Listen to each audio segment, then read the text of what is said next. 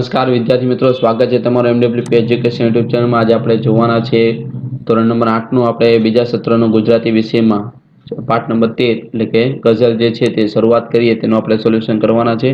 તો વિદ્યાર્થી નમ્ર વિનંતી છે કે વિડીયો અંત સુધી અવશ્ય નિહાળે અને સોલ્યુશન તમને કેવું લાગે છે તે કમેન્ટ બોક્સમાં અને તમારા ફ્રેન્ડ સર્કલમાં લિંક અવશ્ય શેર કરો। પ્રશ્ન નંબર 1 છે વિકલ્પો, એમાં શરૂઆત કરીએ કાવ્યનું કાવ્ય સ્વરૂપ શું છે તો કે ગઝલ। શરૂઆત કરીએ ગઝલ કયા કાવ્ય સંગ્રહમાંથી લેવામાં આવી? તો જીવવાનો રિયાઝ। કવિ કોને માત કરવાનું કહે છે તો કે દુઃખ।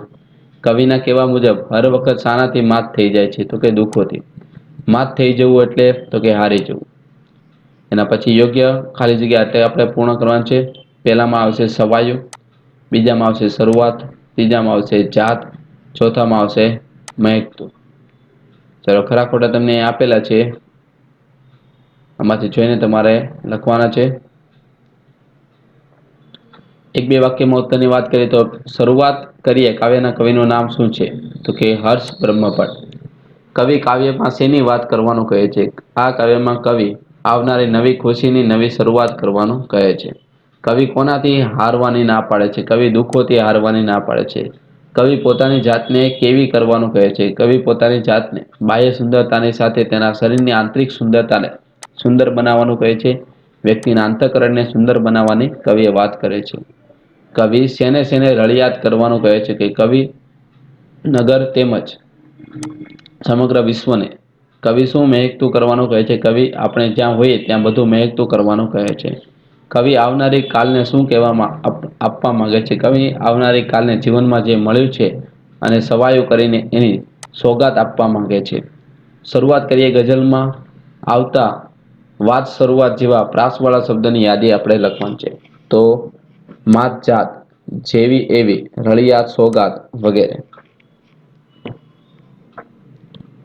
ચાલો નેક્સ્ટ હવે વ્યાકરણ કાવ્ય પંક્તિ તમને આપેલી છે, તો દરેક વિદ્યાર્થી આમાંથી જોઈને તમારી આઈડિયલને તમે નોટ ડાઉન કરી શકો છો કાવ્ય પંક્તિ।